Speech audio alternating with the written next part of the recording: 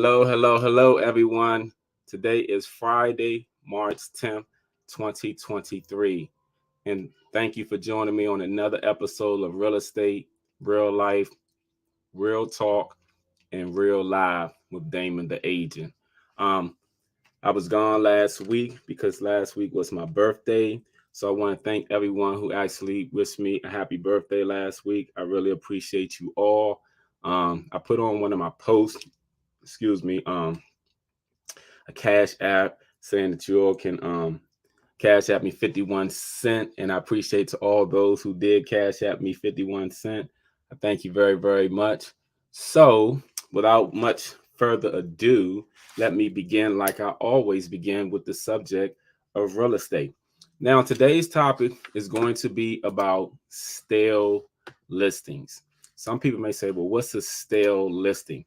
A stale listing is actually a listing that a seller has that actually goes stale.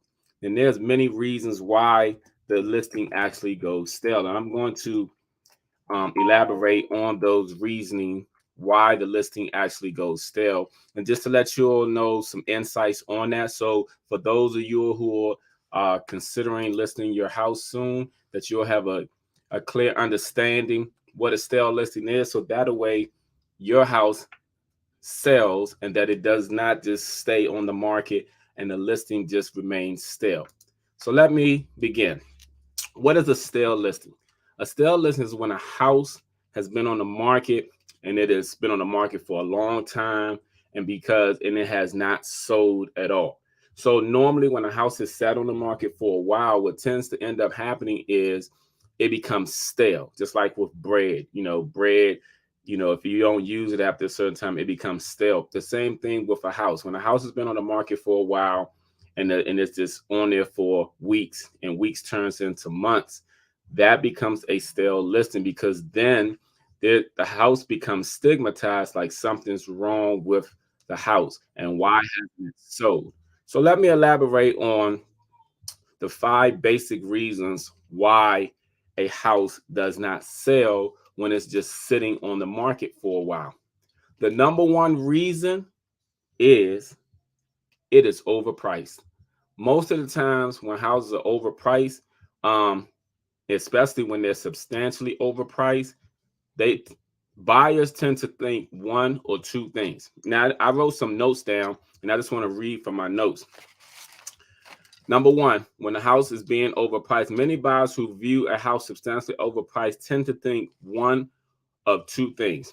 Either the owner is unreasonable or the agent didn't properly advise the owner and just took the listing hoping someone who doesn't know market conditions will buy it because the owner wants a certain price. The market always dictates what the house will sell for, not the owner nor the realtor. And any agent that doesn't properly advise a homeowner is setting them up for lowball offers or no offers at all. That's the number one reasons why houses become stale, when listings become stale, because they are substantially overpriced. The number two reason is does not show well. I'm pretty sure many people who've gone to see houses and houses have been priced at a certain price point. Then when you go to see the house, people come out and say, well, they want this amount for this house. Did you see the kitchen? Did you see the bedroom? Did you see this? You know what I'm saying? The appliances were outdated. It's always so much commentary that goes on after people have viewed a property, because sometimes when a house is priced high, people will come and visit it all the time, but then there's no offer on the property. And some homeowners may wonder, well, why haven't they made an offer? We've gotten 15 showings. Why haven't anyone made an offer? Well, here's the thing. If the house is outdated, cluttered, needs work to be done, or just a mess, you know what I'm saying? Those are all things that turn buyers off. Nowadays, many buyers are spoiled. I mean, that's just what it is. Even though they may have soda money, they still want champagne taste. That's just the way today's market is. Many buyers today do not want to put in the work to fix up a lot of properties. A lot of investors will, but a lot of people who are ready to just move into a home, they don't want to take that time, effort, or money to do the fixing up. So when investors are looking at property, especially those that are in poor condition, they're they're most likely are going to offer a lower amount on the house because of all the work that needs to actually be done. The number three reason is the house wasn't marketed correctly. Now, it's either marketed not correctly or not marketed at all. Some agents will put a for sale sign in the yard and put a lockbox on the door, and that's it. And they would think that the house will sell itself. Now, in a seller's market, that's true, where the inventory is low, the demand is high. You put a house on the market, you have buyers on the sideline waiting to actually purchase a home. So in a seller's market, that is perfectly fine. But in a buyer's market, that is not the case. You have to actually be a skilled agent to know exactly what you're doing and to actually market the house correctly. And marketing does not just include open houses. Sometimes people say, oh, they're going to do open house. They're going to do open house. Yeah, the open house may bring traffic, just like the open house brings your nosy neighbors. Does not necessarily bring that buyer that you actually want and need. So the house has to actually be marketed correctly. Now, for me, I have a saying that says everything that I touch turns to sold. And I truly believe that because majority of my listings throughout my nearly 18-year career have sold. I mean, I've had situations where I've had contracts on properties and the sellers didn't want to accept the offer, because they felt like, okay, well, I can get something higher. And then I remember in one particular case, I withdrew the listing. They went with another agent and they never got anything higher. They never got anything higher because you have to be strategic when you're listing properties when it's not a seller's market. So, and part of that has to do with marketing. I like to say that, but let me read from my notes again. Me, like I said, everything I touch turns to soul. I can sell water to a well. I can sell bread that's stale and make sure that I never fail. But some agents just put a sign in the yard and expect the house to sell itself. Now, in the seller's market, that's true. So if a house comes on the market in the seller's market, most agents don't have to do anything because buyers are on the side are just waiting for the opportunity to make an offer. This is why it's always best having a house show well if you're trying to get the most money. But in a buyer's market, there are more buyers than there are houses. Therefore, the house has to be attractive enough to lure some potential buyers. Like the people post their pictures on social media, they're posting the most attractive pictures. Some of them use filters and everything because they want a lot of likes and views. Same thing that applies to houses.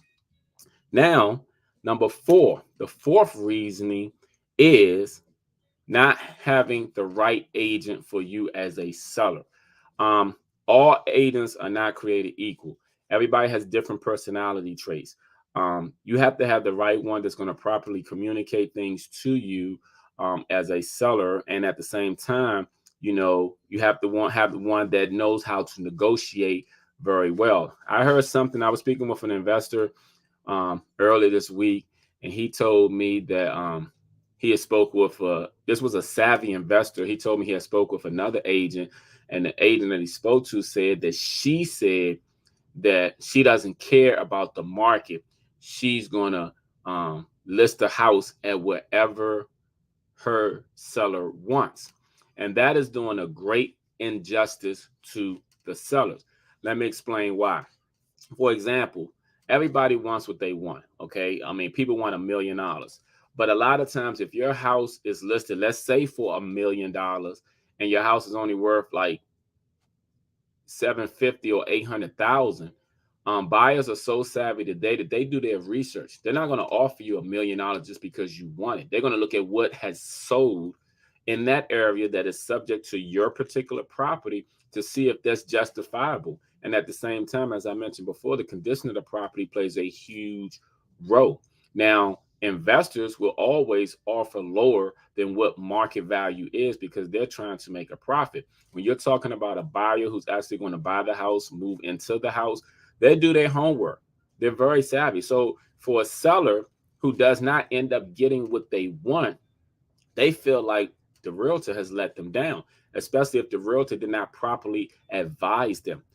The thing that people have to understand is that the market always dictates what a house is going to sell for. It's not the agent. It is not the seller. The sellers can want $1 million all they want. It is the market. And the reason why I say the market is because, like I said, there are savvy buyers out here that do their research. Like, for example, using that example of $1 million. Let's say you want $1 million for your home, and they see that everything has sold around you for 700,000. You think people are just going to give you 300,000 because you want it? Doesn't work that way. But here's the thing, though. Let's say hypothetically you get an offer for $1 million. What some sellers don't understand is that when buyers make offers, they're using a loan. Majority of the buyers, when they're using a loan, whether it's FHA, VA, or conventional loan, there's a thing called an appraisal that is done on the house. The appraisal is requested by the lender who's giving that loan to the buyer. The lenders want to make sure that that house is actually worth what's on the contract. So let's say hypothetically your house is listed for $1 million and somebody wrote an offer for $1 million, and the appraiser came back and said that the house was worth 800,000. In most cases, buyers are not going to want to pay the difference. They want the appraised value. But you know what dictates the appraisal on it? Market condition. What's going on top of the condition of the home, on top of all the upgrades or the not so upgrades to the house. All of these things play a huge role as far as what comes back with the appraisal. So because of that, buyers who are very savvy these days, they're not going to just give the owner $200,000 because they want it. See, they're going to base it off that appraisal. Now, once that appraisal comes back and everything, if the house has been hypothetically appraised at $1 million, then they move forward. But in many cases, oops, I'm sorry, I was hitting something. In many cases, what I'm saying, when people overprice their home, and again, it depends on the market because real estate is always local, and it depends on the comparable houses in the area that have sold for and also listed. So you have to take a lot of things into consideration. Like, for example, I spoke to someone who said, well, Zillow said my house is worth this amount. But here's the thing with Zillow and even Redfin. What they do is they gather all the houses that are close to you and come up with the average. When they do that, you have to take into consideration, and I'm going to use DC for example, because DC has a lot of mixed houses, meaning you may have a house across the street that has been completely gutted and renovated, while you might have the one on this side that needs to be completely gutted and renovated because there has been no updates in over 40 or 50 years. But the homeowner for the one that has not been renovated feel as though that their house is worth the same as the one across the street with the house that has been renovated. And that's not how it works. See, what Zillow and all them doing, they're giving you the average. What you have to take and keep in consideration is, just like I mentioned, appraisals, they compare apples to apples and oranges to oranges. They do not compare apples to oranges. And the reason being is you can't, let's say a house has been completely renovated, has $200,000 worth of upgrades in it, compared to a house that hasn't been renovated in 40 or 50 years. That's not the same comparable. So a lot of times people need to be educated on what's going on and understand that there's certain types of buyers and there's certain types of condition and there's certain types of things that are going to be looked at. You can't look at and say, oh, because my neighbor sold their house for $1 million across the street, I should be able to get $1 million too, or I should be able to get $950,000 when your house completely needs over $200,000 worth of work. And people don't take that into consideration. So then let me go back to my previous example. Let's say you put your house on the market for $1 million and it doesn't sell, and you're getting all these lowball offers that's in 700s and maybe 750, maybe close to 800, and they're all from investors. You wonder why? Because the investors are looking too. They're looking. A lot of investors are savvy. Some investors are more savvier than some agents. And the reason why I say that is because some agents who get their license when the market is hot. So all they have to do is throw a for sale sign or go out there and write a contract, but they don't fully understand. That's why when the market slows down, a lot of those same agents end up leaving the market. And it's because they didn't fully learn how to sell real estate. They learn how to get their license and to tell people, yeah, I got my license. And people are going to give them a chance because friends like to support friends. And that's all fine and cool. But at the same time, when they do something, let's say put a house on the market, and they don't really understand the demographics, they don't understand the condition, they don't understand pricing, they don't understand CMA, they don't understand how to communicate that to their seller, and they just want to give the sellers what they want, then they're doing a huge disservice to the sellers and themselves. So then let's say 6 months later come and the house is never sold, the seller feels like the agent didn't sell their house and didn't let them down. And the agent did let them down, but at the same time, let me go to my number 5. My number 5 is unreasonable sellers. Yes, we have some sellers who are totally unreasonable.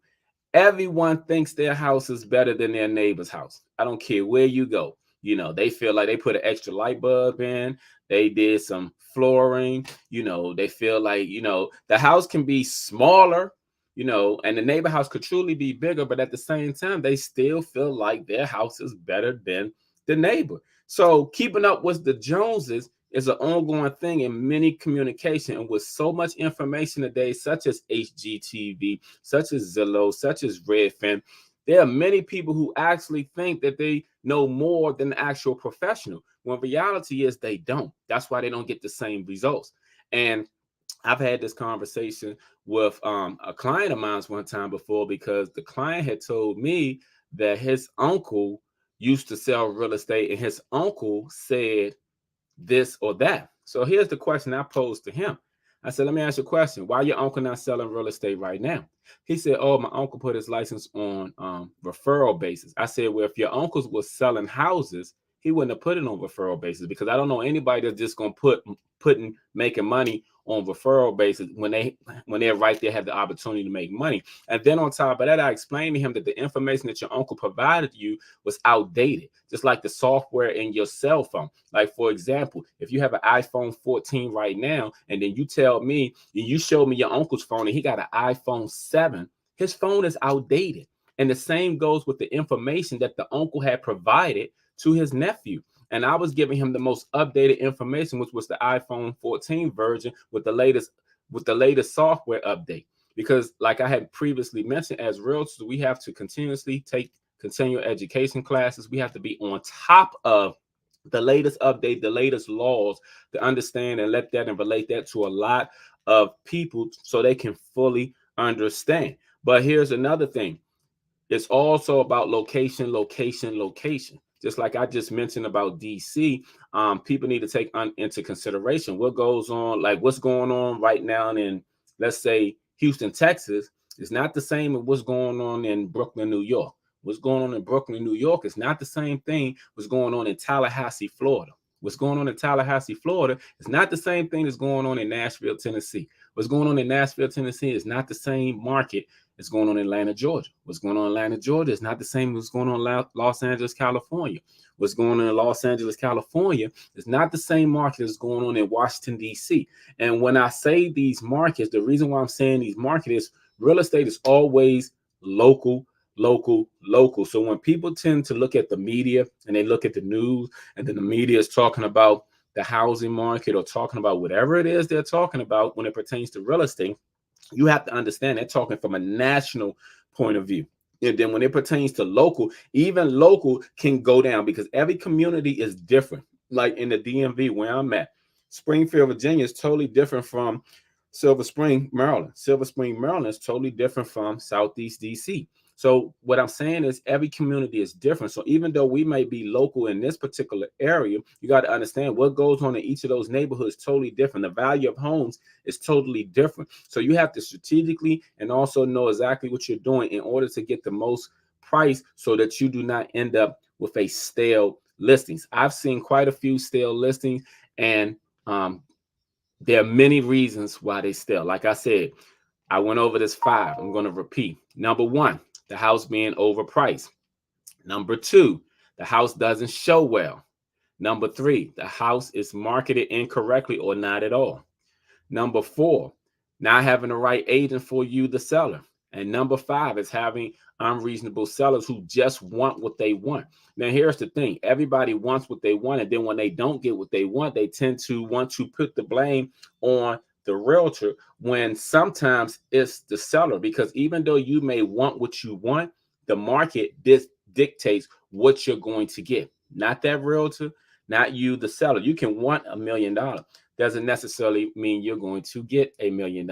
And I'm going to give another example. I had a conversation with a lady this week. She called me and told me that her house was going into foreclosure.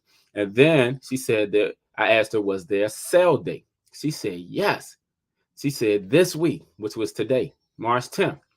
And I said, okay, what do you want to do? I said, you know what I'm saying? So I gave her some advice, what she should do. I gave her some numbers for her to call. And when I did that and everything, I called her up, follow up. But here's the thing, before I get to tell you what happened. I was like, listen, we're going to have to put it on the market and we're going to have to price it a little bit lower to get a quick sale. She was like, oh, I don't want to give my house away. I said, well, you're about to give it to the bank because the bank has a sale date. So either you price it low to get a quick sale and you walk away with something, or you let the bank take it and you walk away with nothing. You know what I'm saying? Sometimes you don't have an option depending on the situation. Everyone's situation is different. So it depends on your situation. But here's the thing. I gave her some numbers for her to call, and she was able to stop the foreclosure. So now what she's doing is she's doing little minor repairs, and I'm going to be putting her house on the market soon, very soon. But here's the thing, and getting her the maximum amount on her home based off the condition and also on the location. But here's the thing, like I said, to prevent stale listings, please keep these 5 things in mind. 1, don't overprice it. 2, make sure it shows well. 3, make sure it's marketed. 4, make sure you have the right agent. And that would be me if you're in the DC, Maryland, Virginia area. And 5, please be a reasonable seller that listens to the professional, because we are professional for a reason in this occupation and field. We have to take tests. We study. It's just like you on your job is probably a professional and no one can really tell you, or maybe they can tell you. I don't know, but I take pride in my job and I like doing the best. And I, as an agent, I always put myself in my client's shoes. Therefore, I'm going to represent them to the very best and make sure that they get the very most and save thousands of dollars, because that's what I would do for myself. So those are the things that create a stale listing. So I'm going to come back and I'm going to talk about this hair journey. Okay.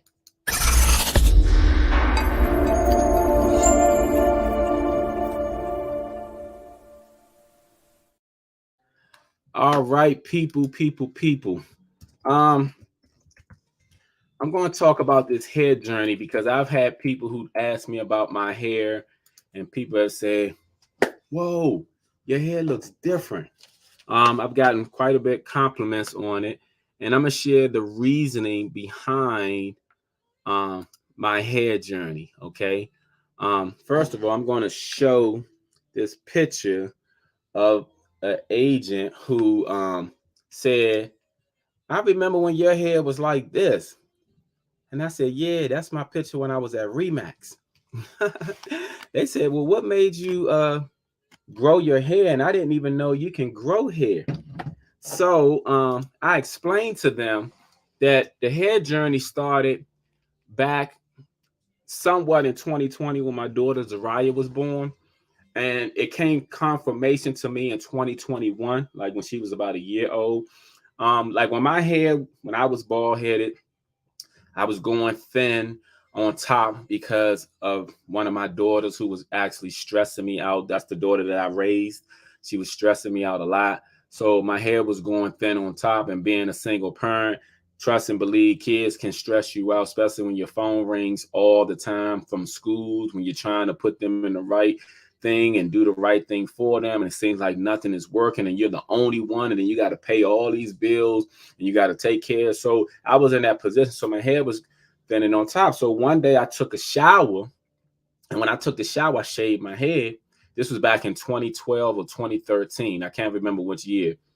So I shaved my head, and when I shaved my head, I was like, oh, well, let me just do this. So every day when I took a shower, I always shave my hair. So I just kept shaving my hair. So in 2020, many of you know my daughter Zariah was born, and she had like congenital heart disease, which was, she had two holes in her heart. So because she had two holes in her heart, she had to have surgery within the first 6 days when she was born. And then when she was 5.5 months, she had to have another open heart surgery. So she had a lot of thin hair. She didn't have that much hair when she was born. Let me show that picture real quick. This is a picture of me and her. That's her when she was probably like a week old. So because she didn't have that much hair and everything, I felt like, okay, we looked alike. So then as time went on and everything, I was like, okay, we still look alike. We was looking like twins and stuff. She just was the lighter version of me. But then something happened in 2021. What happened in 2021 was I caught COVID in August of 2021. And when I caught COVID in August of 2021, um, I was not feeling well for about 3 to 4 days. I was bedridden. I didn't come out of my room except when I went to the bathroom, and I barely ate. I only had like soup and orange juice, I remember. So when that happened, you know, I started to feel my hair growing because of the fact that when I was shaving every day, I was nicking myself every day. But after you do it for so much and so long, it becomes numb to you when you're nicking yourself. So, me getting little scratches here and there, it was bearable. It was just the norm for me. But then I noticed when I got sick and I had COVID in 2021, I started to feel my nicks heal because I hadn't showered in like 3 days. So when I was feeling it heal, I actually looked in the mirror and I started to see fuzzes of my hair. So then I looked at a picture of my daughter and I saw that, okay, she didn't have any hair, but her hair was coming in. So I said to myself, I'm going to take a hair journey with my daughter. We were bald head. She was trying to grow her hair. I was growing my hair. So I said, okay, let's take a hair journey. So I did that. And then her hair started to grow. That's me and her FaceTiming. Um, I gave her an iPhone before she was 1. Her mother thought I was crazy, but I was like, I need to speak to my baby. So on top of that, um, you see you, you see you, you see you, you see you.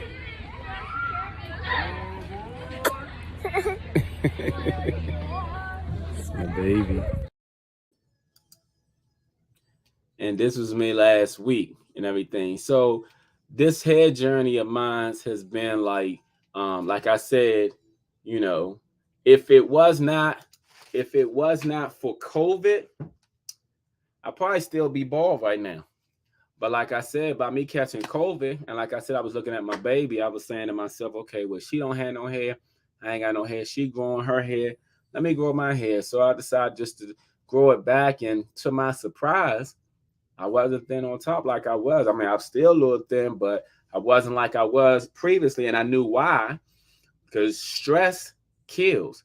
Stress kills hair cells too, just like stress kills people. So I had made a decision to not let anything stress me out. No kids, no bills, no nothing, because I have my buddy Lee, my big buddy Lee.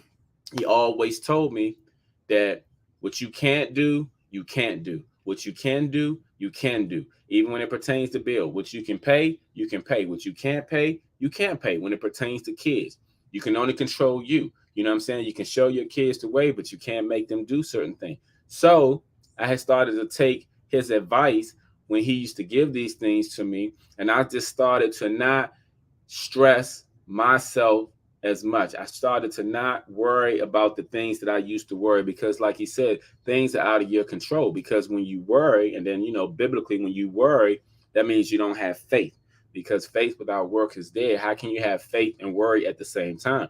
So I just changed my mindset. And when I changed my mindset, a lot of things around me change. So, I just wanted to share that because, again, when my colleague was like, "Oh, I remember you doing this," and now where all the head come from? So I just wanted to elaborate because I know some people also had that same question.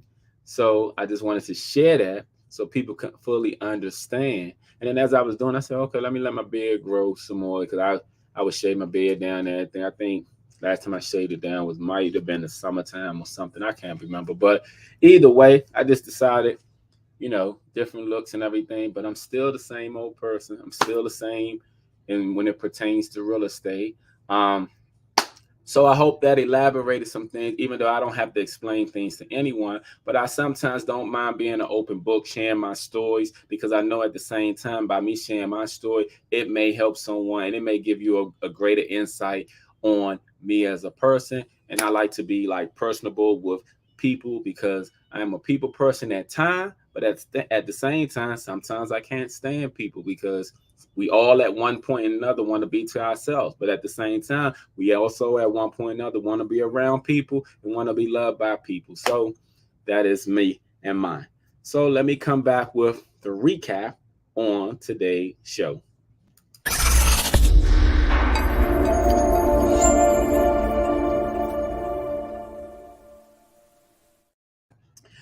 Well, I'm back with the recap. So I just want to real quick go over the things that I was talking about when I was saying about a stale listing.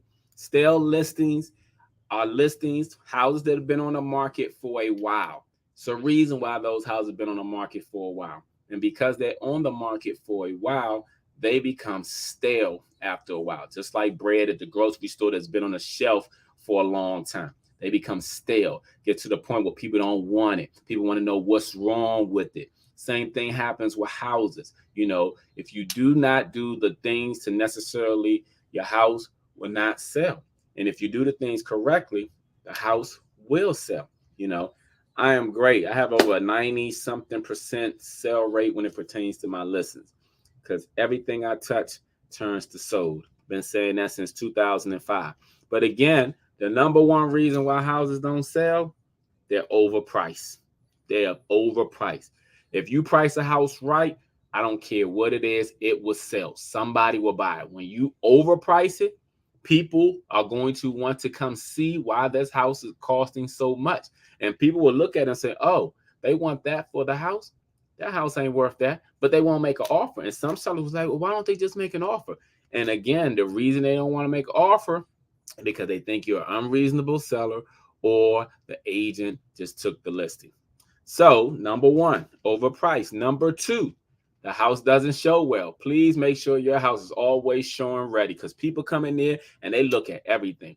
I've taken people to see houses. I remember one time taking two ladies. When I went into the house, the buyer was with me. Her girlfriend had stopped at the front door. I had to go back and get her girlfriend. Said, what are you doing? She's like, oh, I'm looking at the pictures and everything to see who lives here.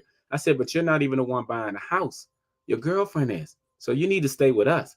But at the same time, though, people are nosy. People are looking at things. And people get easily distracted when they go into houses. So if you declutter, if you keep the house clean, if you make it such as showing ready, you know what I'm saying? That will help with the sale of your house. Number three, not marketing a house at all will sometimes not get the house sold. In a seller's market, yes, you don't have to do anything. Sometimes you don't even have to put a for sale sign up and it will sell itself. But in a buyer's market, you have to work. You have to know exactly what you're doing in order to sell that house. Number four, not having the right agent.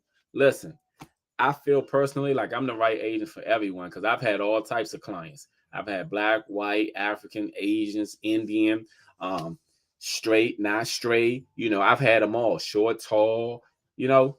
My thing is though, personality wise, I've had them all too. Very analytical, not analytical at all. So it's also about just understanding the client's needs. So always want to make sure that you have the right agent for you because all agents are not created equal. You can have 5-10 agents who got their license, and it doesn't mean 5 or 10 agents know exactly what they're doing. I always like to compare real estate agents to cab drivers. There are a lot of cab drivers out there, Many of them, you wonder how in the world they get their license. But guess what? They have two licenses. They have a driver's license and a cab driver's license. But you wonder, how do they get their license? They don't merge. They don't put their signals on. They cut in front of you. They almost cause accidents. But guess what? They're cab drivers and they out there driving. Same thing with real estate agents. All agents are not created equal. Always do your research. Always interview, talk, and everything, so you make sure that you have the right agent for you. And then number 5, unreasonable sellers. Please be very reasonable as a seller, because at the same time, we want to be properly advised. You know what I'm saying? You have to be realistic. Like, we all want what we want. People want $1 million.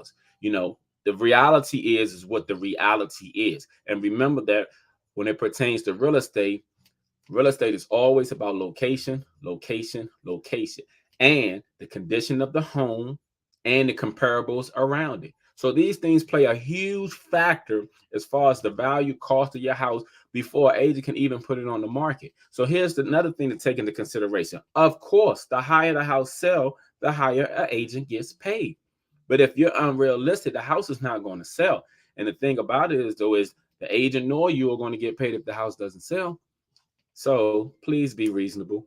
And then again, like I said about my hair journey, you know, I started the journey. My daughter, who was born, she actually, you know, was born, didn't have much hair. Her hair started to grow. I caught COVID in 2021. I said, hey, let my hair grow. So, you know, when we take pictures, I post pictures when we both were bald, when we both have hair, and we both getting a little bit more hair. So, you know, take this journey with my daughter, let her know that daddy's always there with her, no matter what she goes through. So that's just the type of person I am. I want to thank you all for joining me each and every Friday at 12 noon. Now, next week, I'm going to go back to having a guest spotlight speaker every week. So next week, I'm going to have a loan officer come on to elaborate and to talk about what's going on with the loan products. And I'm going to talk about the spring market, you know, from a buyer's and seller's perspective. So that's going to be next week's topic. I want to thank each and every one of you all for coming and joining me. I appreciate you all. Please follow me on all social media platforms. If you're on YouTube or Facebook or LinkedIn, you'll see all of them. Please follow me on all of them, especially on TikTok, y'all, because I'm trying to go live on TikTok, and I got to have at least 1,000 followers before I can even go live on there.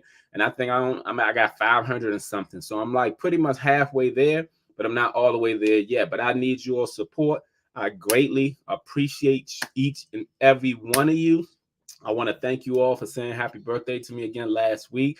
I want you all to know I celebrate the entire month of March, all March long. So if y'all still want to cash at me 51 cents, guess what? Y'all can still do that. Just type in my number or my email address. And, you know, I'm still, everywhere I go, I tell them it's my birthday. I give me a birthday cake. That's why when some of you all saw me post something recently, y'all saw me with the cakes and everything, because I've been going out every single day. And my buddy Ricardo, we going out in Virginia tonight to hang out, learn some Latin dancing. So we're going to go do that tonight. But at the same time, though, I appreciate each and every one of you all. I want to thank you all for always tuning in each and every Friday. Next week, I have a guest again. And I'm going to be doing that every week foregoing. So I want you all to enjoy your weekend. Have a great weekend. And I shall see you all soon. All right. Thank you all. Have a great one.